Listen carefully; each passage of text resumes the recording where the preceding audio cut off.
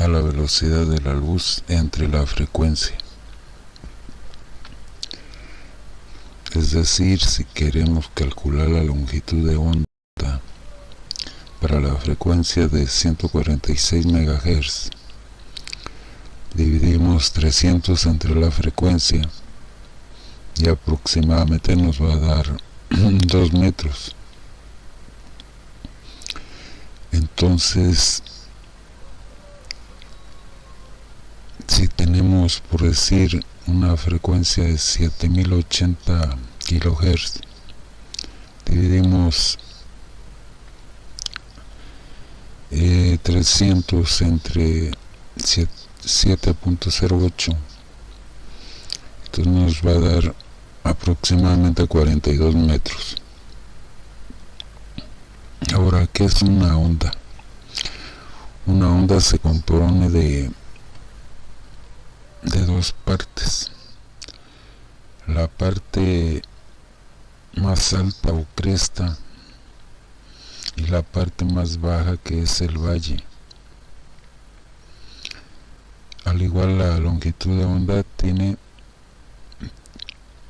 varios puntos en los que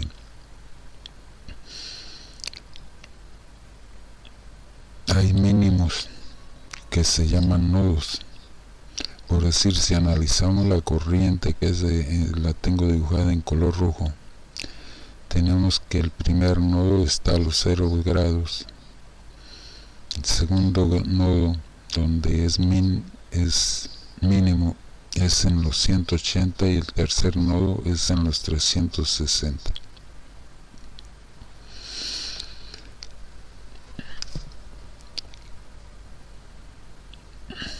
La longitud mínima para que una antena resuene a determinada frecuencia tendría que comportarse como media longitud de onda.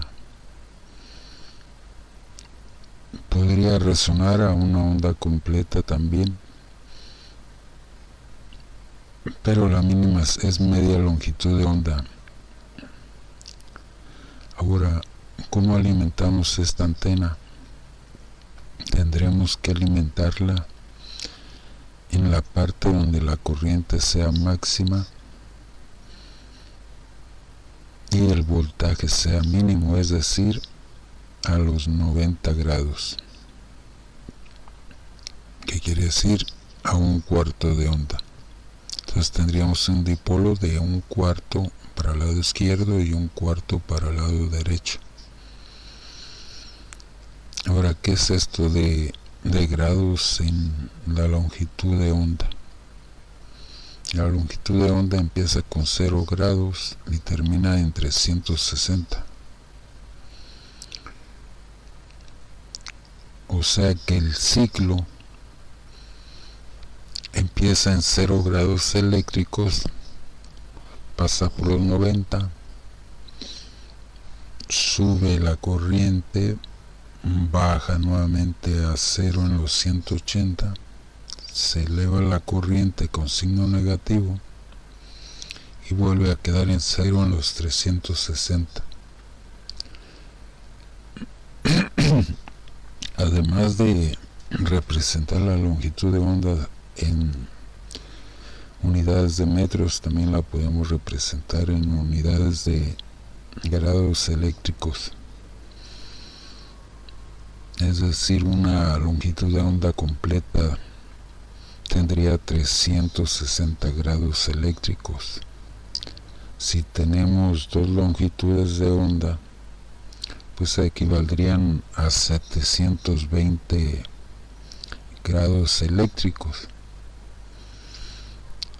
Por decir, si hablamos de una antena que está a 180 grados, pues estamos hablando de una antena de media longitud de onda.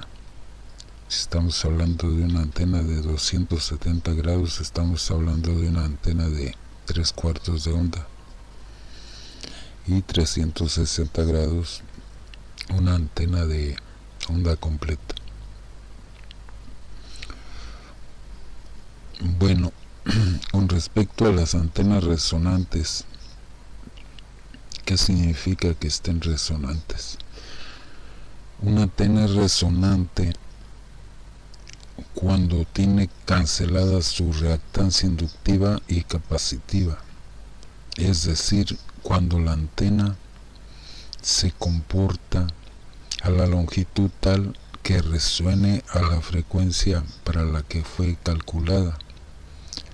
Si la antena está un poco más corta o un poco más larga, genera una reactancia en la misma antena y por lo tanto genera estacionarias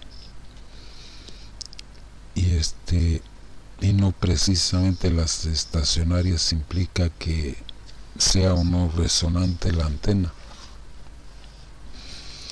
Es decir, si tenemos una antena dipolo para la banda de 40 metros que debería tener un largo por cada brazo de 10 metros, pero si nuestra antena la construimos con un largo de 7 metros por cada lado, quiere decir que tiene una reactancia capacitiva, o sea que la antena está muy corta con respecto a los 20 metros que debería tener el dipolo. 7 y 7 son 14, entonces quedó corta. Por el contrario, si tenemos una antena de 11 metros por cada lado, entonces nos da media longitud de onda de 22 para la frecuencia de 7080.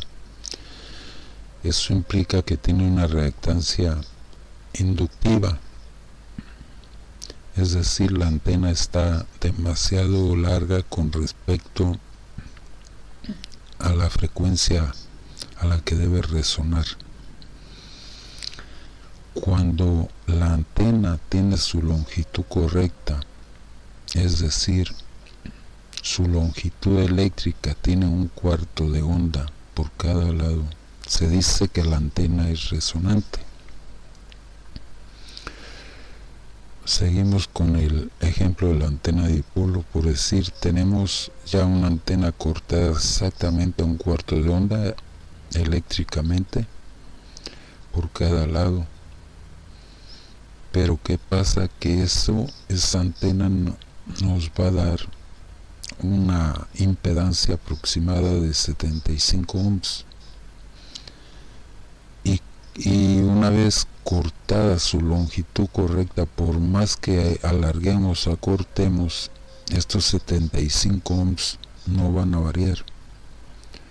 Por lo tanto, 75 ohms entre la impedancia nominal, que son 50, o que debe tener la antena, nos va a dar una estacionaria aproximadamente de 75 entre 50, nos va a dar 1.5, o sea, una ROE de 1.5 a 1. Ahora, podemos tener otro dipolo asimétrico, es decir, tenemos una alimentación que no está precisamente en el centro del dipolo, sino cargado a 1/4 parte del largo total del dipolo. Por decir, para la antena de 40 metros, digamos que dejamos el punto de alimentación a 5 metros en lugar de dejarlo a los 10 metros. ¿Qué va a pasar con esto? Que nuestra antena va a tener 5 metros del lado izquierdo y 15 metros del lado de derecho. En total son 20 metros, 5 y 15 son 20. Esa antena nos va a resonar perfectamente a los 40 metros. Pero como desplazamos el punto de alimentación, nos va a cambiar la impedancia. En lugar de los 75 que teníamos en un dipolo normal, nuestra impedancia va a andar muy diferente a esos 75. por lo tanto, si tuviéramos 100, nos va a dar una ROE de 100 entre 50, pues va a ser 2:1. Ahora imaginemos que queremos hacer una antena vertical y con este mismo tipo. Tenemos 1/4 de onda y luego verticalmente ponemos 3/4 de onda. O sea, es decir, 30 metros y por el lado izquierdo 10 metros. El lado izquierdo se va a comportar como un radial, perdón, como un radial, y el lado derecho se va a comportar como el elemento excitado, que va a irradiar de forma unidireccional, y probablemente esa antena nos quede resonando. ¿Por qué? Porque tiene 3/4 de onda del lado derecho y 1/4 del lado izquierdo. Es decir, cuando sus lados sean múltiplos de 1/4 de onda,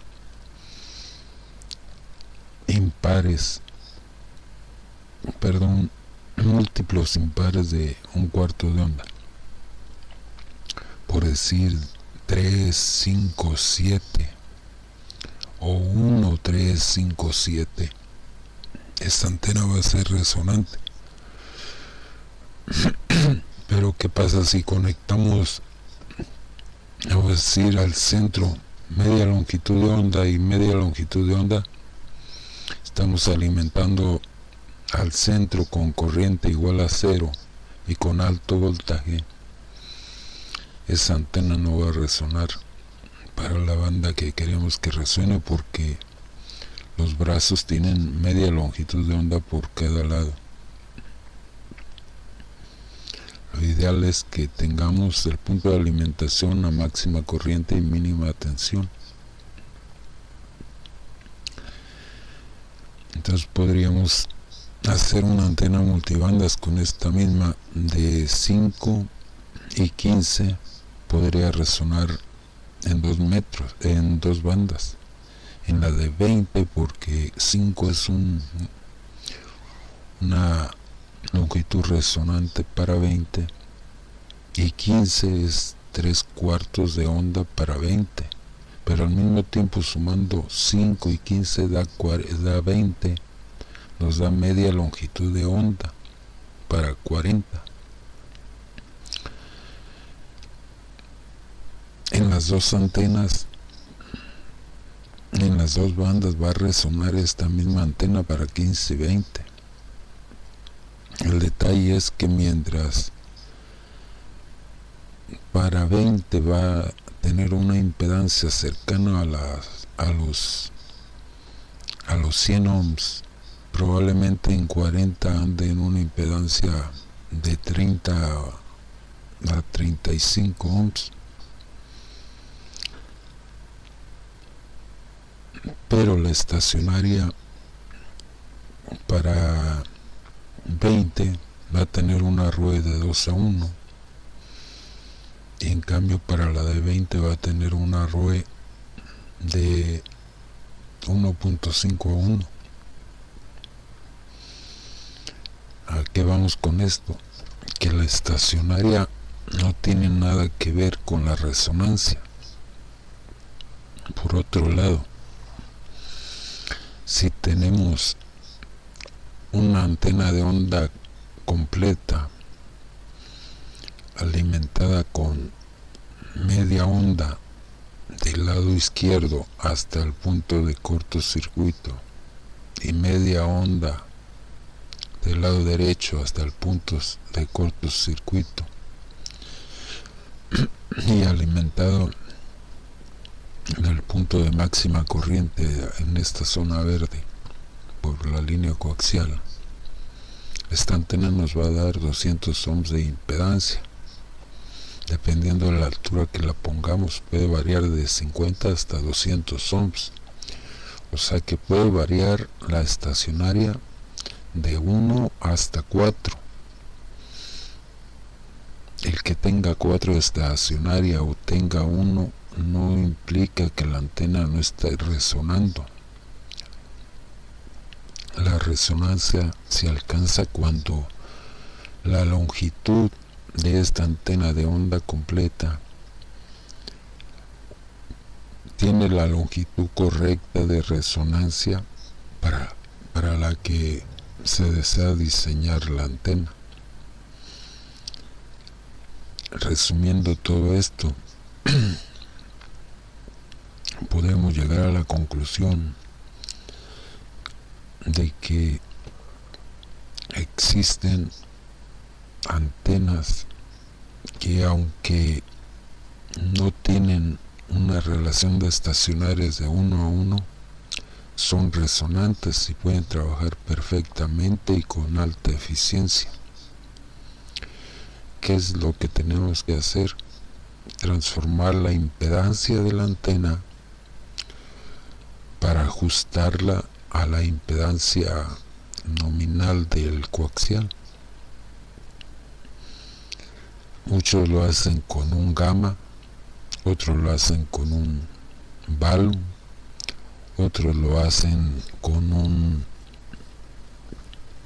un pedazo de línea coaxial, otros lo hacen con un circuito LC, o sea, inductancia y capacitancia, ya sean mezclándolos paralelo o en serie o inversamente, y con eso se logra acoplar la impedancia de la antena a la impedancia de la línea coaxial. Cuando se logra el acoplamiento con este transformador de impedancias, entonces este valor de 1.5 o de 2 o de 4, entonces sí baja la estacionaria de 1 a 1. Pero no es porque la antena no sea resonante, sino porque no pusimos el transformador de impedancias. Bueno, espero que no les haya revuelto mucho el tema, pero en el siguiente video veremos qué son las impedancias y qué son las reactancias. Gracias.